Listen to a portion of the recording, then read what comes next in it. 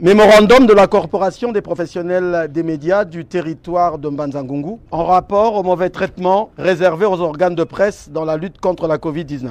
Monsieur l'administrateur du territoire, c'est avec regret et pincement de cœur que la Corporation des professionnels des médias du territoire de Mbanza-Ngungu vient vous faire lecture de notre revendication suite au mauvais traitement que les gestionnaires, tant nationaux que provinciaux, de cette pandémie font subir à la presse du territoire de Mbanza-Ngungu. Nul ne sert de vous rappeler que si votre population est informée sur la présence de cette pandémie, de sa propagation à grande vitesse, du combat mené contre elle sur le plan scientifique et comportemental, des différentes statistiques à l'échiquier mondial, continental, national, provincial et territorial, avec comme socle le respect des gestes barrières pour freiner cette pandémie. Cela, c'est grâce à la presse audiovisuelle, écrite et en ligne. Ce combat, tous les médias l'ont pris à bras-le-corps, sans arrière-pensée, sinon avec cette volonté d'informer et de former nos téléspectateurs, auditeurs et lecteurs afin de les amener à changer de comportement et continuer à vivre. Tout cela avant même que la RDC organise sa riposte. Le résultat a été progressif, mais les retombées sont là. Toute la population, sinon le 3/4, est informée. Lorsque le pays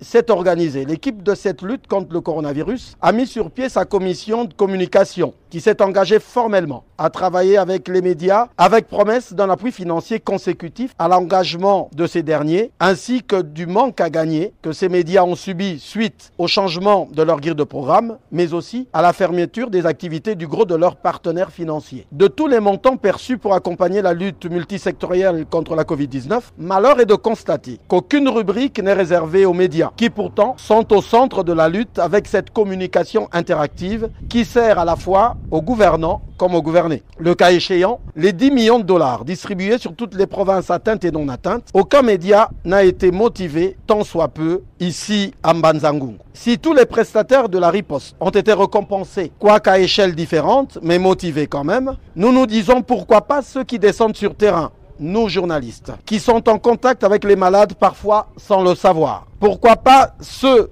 qui, quand autorité, personnel soignant ainsi que malades se reposent, eux, journalistes, professionnels des médias, sont toujours là pour informer et former. Quelle mauvaise foi de vous, politiques. De ce qui précède, la Corporation des professionnels des médias du territoire de Mbanza-Ngungu a pris les décisions ci-après.